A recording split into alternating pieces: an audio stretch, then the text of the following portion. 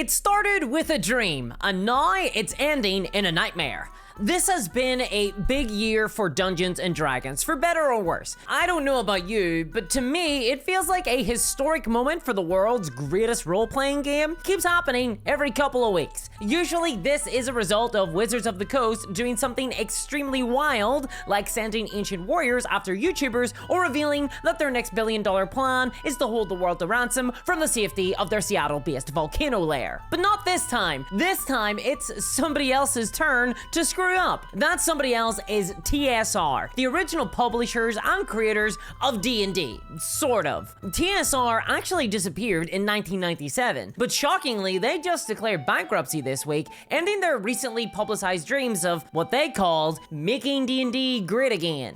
This is huge news and has sent reverberations throughout the role-playing game hobby, because TSR were in the middle of a court case against Wizards of the Coast over the future of Dungeons & Dragons. And now that court case is collapsing, and Ernie Gygox's hopes of reclaiming the legacy of his father Gary Gygox has just went up in smoke with it. And this is massive. Already one part of the internet is throwing a huge parade and celebration, and another part is acting like they just found some old socks in their jam.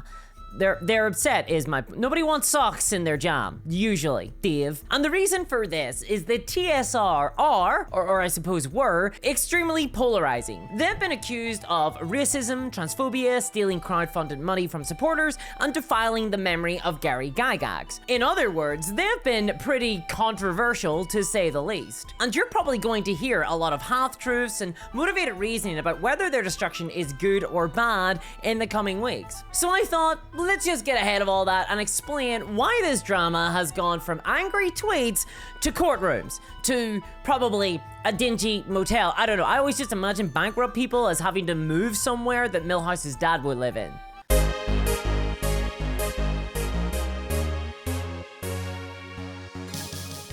So, if you know your D&D history, you're probably really confused right now because TSR were meant to be already dead, right? TSR were originally founded in 1973 by Gary Gygox and Don Kay after they were unable to find a publisher for Dungeons & Dragons. Now, there was a lot of wrangling in the company. It had a lot of problems. TSR always had issues, and Gygox was ousted in 1985. But then in the 1990s, the company ran into financial difficulty, and that's a whole big story. We're not going to get into that here. But those financial problems meant that in 1997, TSR was sold to Wizards of the Coast so that WotC could secure the rights to Dungeons & Dragons. And then 2 years after that, in 1999, Wizards of the Coast would go on to be bought by Hasbro, resulting in a reverse Russian doll scenario. Classic.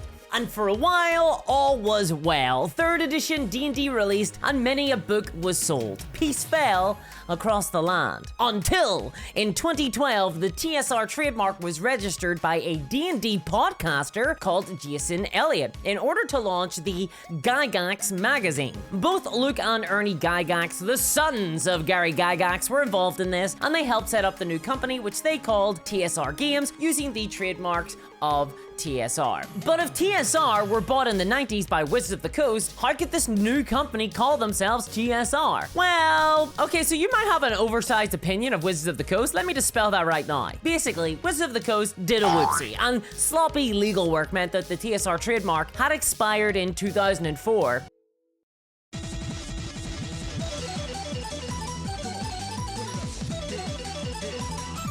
This meant that TSR was alive and kicking for like 20 minutes, because then Gail Gygox, the wife to the late Gary Gygox, sued TSR for using the term Gygox as the magazine title because she owns the term Gygox, which is odd because she took the name Gygox from her husband, so she's a little bit of a Johnny-come-lately.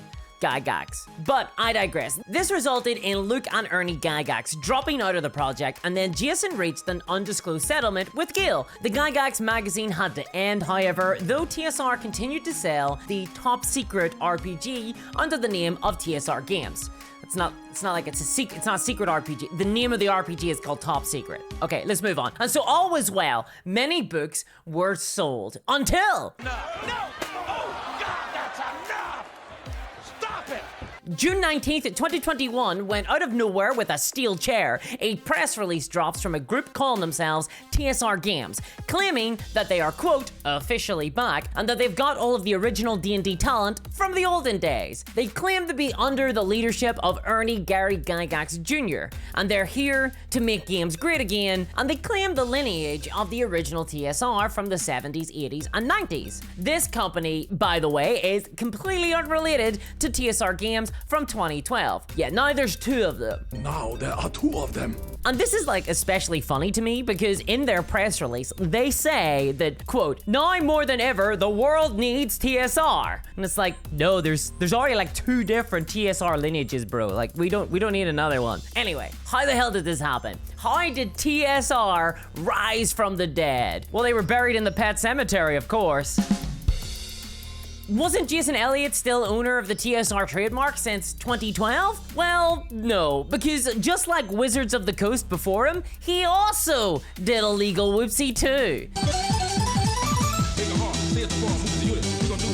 Yeah, there's a lot of silly billies in this story. Plenty of rosy cheeks all around. See, Jason also forgot to renew his trademark registration of TSR, and his former business partner, Ernie Gygox, who was working at this stage with two guys, one called Justin Lanassa, more on him later, and Steven Deinhard, they swooped in and took the TSR trademark without noticing Jason in the brief moment that it was for the second time out in the wild. The TSR trademark is basically the One Ring. It never stays with one owner for long. It wants to be found. It wants to return to its master. So now we have three companies, all claiming somewhat dubious ownership of the TSR Legacy. One is Wizards of the Coast, who bought the original company in the 90s. One is run by Jason Elliott, who's unrelated to the others. And then there's a third one, run by Ernie Gygox and pals, claiming to be the successor to the original company, if at least in spirit.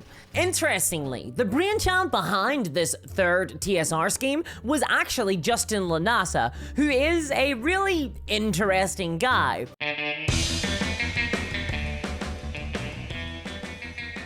In the 2021 press release from TSR LLC, where they announced their own existence, he's referred to as an entrepreneur and visionary. But one must bear in mind that he actually wrote that press release, so it's probably a little biased. Justin Lanassa doesn't really have any relationship with the original TSR or Dungeons & Dragons, but he claimed to be dedicated to preserving the history of Dungeons & Dragons and TSR. And he put his money where his mouth was. He even bought Gary Gygox's home and turned it into a hobby museum, which was imaginatively called the Dungeon Hobby Museum. Also, fun fact about Justin, he also goes by the title of Sir Justin Lanassa. That's how he refers to himself in all his correspondence. He's never been knighted, so I think that's treason, actually. Oh, and another fun fact, he also allegedly forced female employees to wrestle in grits. So, I'm not sure what grits are. I googled it, but Google said it was porridge, and who the hell has that much porridge? So yeah, that's the main guy at TSR 3, which is how I'm going to be referring to this iteration of TSR from now on. TSR 3, the third sequel that you never asked for. Get back, bro. It's gas in there. Get back. TSR 3's first flagship product was Giant Lands, a science fantasy role-playing game that they called Mixed Reality, which sounds kind of weird. It wasn't really billed as a TTRPG, more of a theme park mixed with VR and LARPing, but also a TTRPG. I don't know, I'm getting some really major Decentraland and Web3 vibes here, but nothing ever came of this project, so whatever. Next, TSR 3 strapped on a pair of brass balls and announced a reboot of Star Frontiers, an old RPG made by the original TSR back in the 80s. Okay, that's pretty cool, but also Wizards of the Coast kinda owned Star Frontiers, and they are currently selling it online right now, so making a remake of that is ooh. And when TSR 3 were asked, aren't you guys worried about trying to make a game that is currently still sold and distributed by Wizards of the Coast? Like, those guys have lots of money. They've got lots of lawyers. They really won't like it if you do the game while they're also doing the game. TSR replied, hey, we'll let the lawyers worry about legal. So yeah, brass balls, like I said. And at first, no one really had an issue until TSR3 went on what can only be described as a self-destructive media blitz. One of the first things they did was get Ernie Gygox on a stream where he gave a really weird interview where he said a lot of oddball things. One of the most notable being where he compared Wizards of the Coast to American Indians, who he said would take the women and children of other tribes and murder everyone else to grow their own tribe. So yeah, kind of a weird analogy. I'm not even gonna fact check that one, I'm just gonna move on. Additionally, in the interview, he also made digs at newer gamers, and while he didn't say anything explicitly homophobic or transphobic from what I've seen, he does insinuate some very, we'll euphemistically call them old school attitudes, saying that TSR3 is made up of anti-modern trend gamers who, you know, were destined for enforcing the concept of gender identity and stuff. And predictably, this annoyed a lot of people on the internet. But where usually a company just sits back after a controversy like this and quietly considers how it's going to respond, perhaps issuing out a sultry little press statement. In this case, TSR3 just responded by going to Twitter and Facebook and insulting people. A trans person asked them what their stance on trans people are, and they responded by calling them disgusting. They insulted Ernie's brother Luke Gygox, and they thanked the woke for increasing their sales numbers. Yeah, they basically doubled down on all of this, and as a result, a bunch of companies backed away from TSR3 very quickly, aware that its reputation was rapidly imploding in the RPG community. Remember TSR2, the one from 2012 and run by the D&D podcaster? Well, they renamed themselves to Solarian Games around this time because the TSR brand was basically being rendered mega toxic. The Game Manufacturers Association was just like, nope, not with them. And then loads of the old school D&D TSR folk also washed their hands of TSR3, including Jim Ward, the original writer of Giantlands, TSR3's flagship product. Kinda rocked up and was like, oh, what? What, you thought I was with those guys? Nah, that's not me. Nope, never heard of them. Never heard of them. Gen Con also put out a public statement saying that they weren't tied to TSR3 at all and banned them preemptively from Gen Con, to which TSR3 replied with, well, actually, we created Gen Con, so whatever, which isn't true. It's just not even remotely true. Gen Con was founded in 1968 before TSR1 even existed, so whatever. At this stage, TSR3, reeling from the widespread public backlash, publicly began claiming that the entire condemnation on their company was being directly orchestrated by Wizards of the Coast in what I can only guess was some major conspiracy. The details of this conspiracy weren't made very clear by TSR3, but then shortly after they made this claim, Ernie Gygox and Steven Deinhardt deleted their Twitter accounts. Now, we didn't know this at the time, but this is when TSR3 received a cease and desist notice from Wizards of the Coast directly. WotC had basically noticed all this and said, hey, you know what? No more. But TSR were not disavowed, because then, oh my god, you'll never believe this, another TSR showed up. This is like Spider-Man in the multiverse. It's TSR4, baby!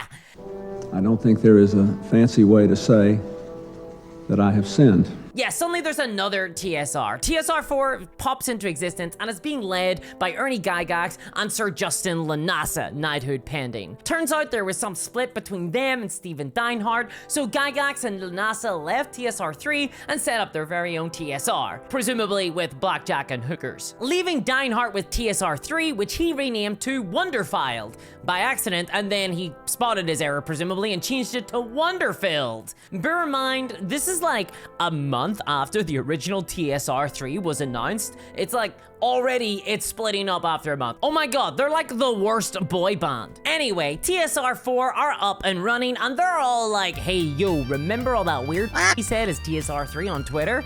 Well, that wasn't us. That was some other guy. That was some unnamed intern. Don't blame us for that. Anyway, let's do some role playing, huh? It wasn't me. It was the one-armed man. Obviously, this was a very clever ploy, you know, just make a new company. Unfortunately, Wizards of the Coast weren't fooled, nor was anybody else. It wasn't like the clamshell trick where you keep moving things around and people get confused. In December 2021, it was revealed the Wizards of the Coast were taking actions to cancel TSR4's trademark rights of the TSR name and logos. However, TSR was not going to take this sitting down. In response to it, TSR4 decided to sue Wizards of the Coast in an attempt to get a court court declaration that they own the TSR trademark. They were David about to stand up to Goliath, and what does David need? A lot of stones. And so they launched an Indiegogo crowdfunding campaign to fund this legal action. In the campaign pitch, Lanasa insisted that they would pursue Wizards of the Coast in court not only over the trademark, but also to stop Wizards of the Coast bullying TSR and also libeling and slandering TSR. Finally, Lanasa also said that he wanted to take Wizards of the Coast to court in order to get rid of the legacy content disclaimer placed on the TSR1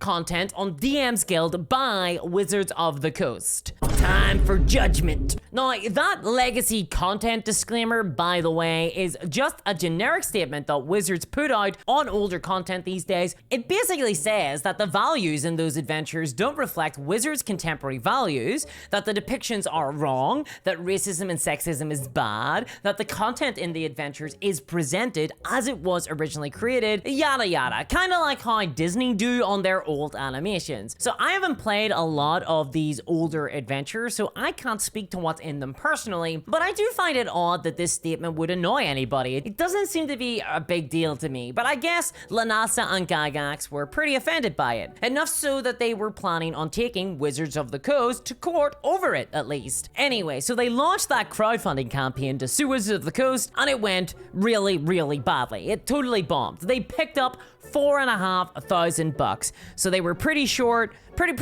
of their 40 grand goal that they were looking. 40 grand, 4.5, yeah, they're pretty off. Only got 124 backers. Yeesh. But regardless, the court case was still on. TSR versus Wizards of the Coast. So how the hell are Wizards of the Coast gonna get out of this one? Legal action? Lanasa and TSR basically entered the find out section of the fuck around and find out formula. Wizards of the Coast essentially took the gloves off here. They had had enough. They deployed the legal squad, and I assume that the Pinkertons were probably involved at this stage too. In response to TSR's legal actions, Wizards of the Coast countersued them. They named Justin Lanasa, leaving off his knightly title in the filing, the Scamps, and Dungeon Hobby Shop Museum in the filing. They wanted blood, not only from TSR, but from Lanasa personally, as well as his other businesses. They were out to destroy. In the counterclaim, Wizards demanded the TSR take down all their websites, pay triple damages and costs to Wizards of the Coast, hand over all their stuff, and give Wizards of the Coast all the TSR domains. This was the courtroom equivalent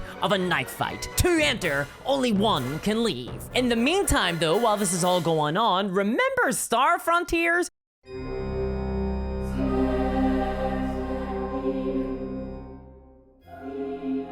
TSR was still working on the new game in the background of all of this. In fact, the Star Frontiers trademark was one of those pesky trademarks that was subject to the legal dispute in the WotC v TSR court case. Well, like a lot of stuff the TSR were up to, Star Frontiers wasn't doing so good. While everything else had been going on, the new Star Frontiers game had been leaked by a blogger called Eric Tenkar, and oh boy, it was something else, alright. I mean, I actually can't say some of the stuff that was included in this game because I risk demonetization and I have no idea how sensitive YouTube censors are, but you can read the races available to play. Notice that one of them is intelligence capped. Meanwhile, the Nordic race has some pretty questionable stats as well. This was punctuated by a line that said, quote, "Races in Star Frontiers are not unlike races in the real world. Some are better at certain things than others, and some races are superior than others." That's just... I think that was actually just written by Hitler.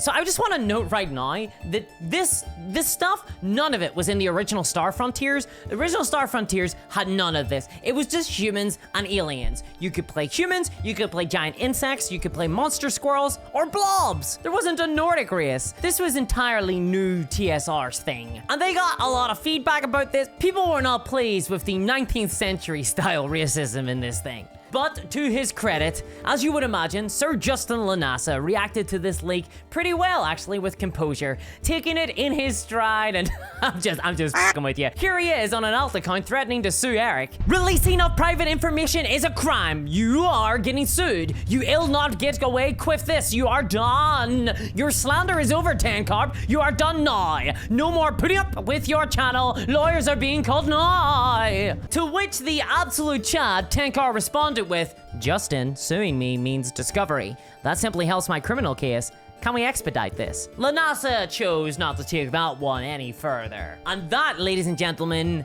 brings us to today. It seems like between the legal fees and the zero product that TSR seem to have released in the last 2 years of their existence, TSR has functionally collapsed and had to file for bankruptcy. And the filing is really telling too, because LaNasa had to include all the financial details of TSR in the documents. And it shows that TSR have total liabilities of $384,000 against a gross annual revenue of 621. That's not $621 million. That's not $621,000. That's $621, full stop. And that's with the woke outrage sales boost.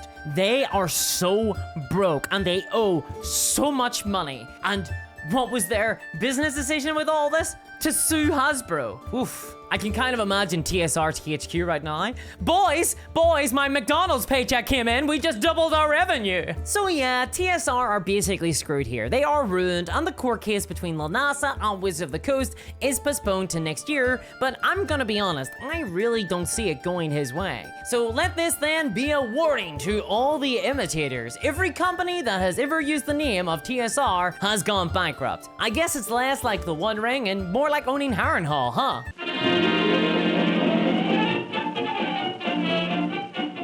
There was a whole bunch of other stuff, by the way, that I had to leave out of this video because there was nowhere for it to go. But here's a quick-fire reel. TSR made up a public relations officer called Michael. There is no Michael at TSR. LaNasa accidentally released the addresses and credit card numbers of all his customers, which when brought up with him, he said was slander, and then he claimed it was photoshopped. TSR maintained a list of enemies, each one of them with the pejorative woke written beside their name, and this was leaked in a video. Again, LaNasa claimed this was photoshopped.